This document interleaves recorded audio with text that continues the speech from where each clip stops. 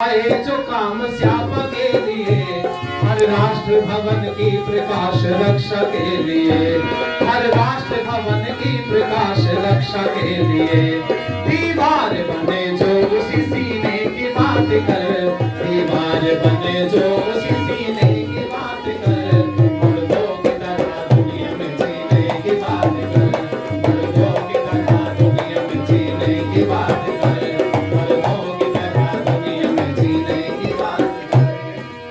चूंकि समय तो बहुत तेजी से दौड़ गया है।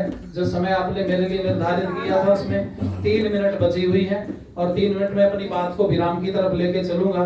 जब हम लोग शुद्धि के लिए गए एक गांव में, हमें पता चला कि यहाँ के लोग क्रिश्चियन बन गए और वो लोग हमें जानते थे, हमारा पैतृक परिवार में आना जाना रहा क्योंकि वो खेती बाड़ी हमारी करते थे वो लोग। तो मैं उसके घर गया, उस आदमी ने बहुत गाली दी। देखो कुछ चीजें सीखो, नम्रता सीखो। कुछ लोग कहते हैं कट्टर आर्य समाजी कट्टर नहीं होता, नम्र होता है और अपनी नम्रता से दूसरों को जोड़ लेता है। हमें तो ये पता है। हाँ, पक्का आर्य समाजी हो सकता है, कट्टर नहीं हो सकता। क्या हो सकता है बोलो? पक्का हो सकता है। कट्टर तो शब्द ही ठीक नहीं है। पर मैं आप लोगों से कहूंगा भाई, जब उसने हमें गाली दी ना, उस व्यक्ति ने, उसने कहा कि तुम निकलो यहाँ से, क्यों आए, हमारी मर्जी, हम जहां मर्जी जाएं, अगर 2 पैसे हमारी जेब में आ रहे तो तुम्हें बड़ा बुरा लग रहा है। ये सब बातें उसने बोली। जब माँ बहन की गालियां दी ना भाटिया जी, तो मैं चुप बैठा सुनता रहा। मेरे साथियों ने कहा क्या सुन रहे हो इसकी? मैंने कहा कुछ नहीं बोलना इसको। जब बोल बाल के चुप हो गया, उसकी लड़की ईसाइयों का प्रचार करती थी। मैंने कहा बेटे 2 गिलास पानी ला, एक तो अपने पिताजी को पिला, एक मुझे भी दे दे। पानी पीने के बाद में मैंने कहा सुनो भाई, नाम तो मैं लूंगा नहीं क्योंकि रिकॉर्डिंग चल रही इस व्यक्ति की। मैंने नाम लेके कहा सुन भाई, तू मुझे गाली दे रहा है क्योंकि तू मेरी माँ बहन को अपनी माँ बहन नहीं समझता, पर कम वक्त मैं तुझे गाली भी नहीं दे सकता क्योंकि मैं तेरी माँ बहन को अपनी माँ बहन समझता, और जहां से आया वहीं पर ला करके छोड़ूंगा, संकल्प लेता हूं। हमने जो पहली शुद्धि की थी, लगभग 900 से ज्यादा लोग थे उस भीड़ में। वो सब लोगों ने हवन करके अपने वैदिक धर्म में वापसी की और एक ऐसी बहार रही। जौनपुर में धर्मांतरण हुआ, बीजेपी की सरकार में ही हुआ। और आपकी जानकारी के लिए बताऊं, 12 गांव क्रिश्चियन बने। भूलंडी जो जी न्यूज पर छाया रहा पूरा मुद्दा। जब सारे लोग हार गए, थक गए, फिर हमारे पास सूचना आई, हमने कहा हम चलते हैं। और भगवान की कृपा से, आप लोग के सहयोग से, उन 12 गांव में से 8 गांव की घर वापसी हम लोग करके आए।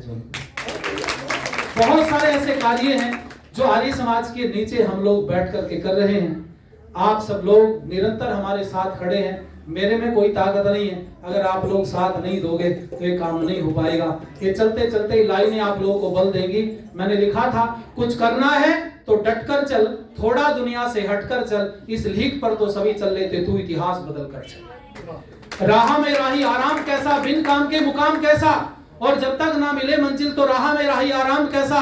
अर्जुन सा निशाना रखना, मन में कोई बहाना रख, मिलेगी मंजिल जरूर, बस उसी पर ठिकाना रख। जो चले थे अकेले, आज उनके पीछे मेले हैं, और जो करते रहे दूसरों का इंतजार, उनके जीवन में आज भी झमेले हैं। परिश्रम पुरुषार्थ करते अपने जीवन को व्यतीत करो, निश्चित रूप से दिन निकलेगा।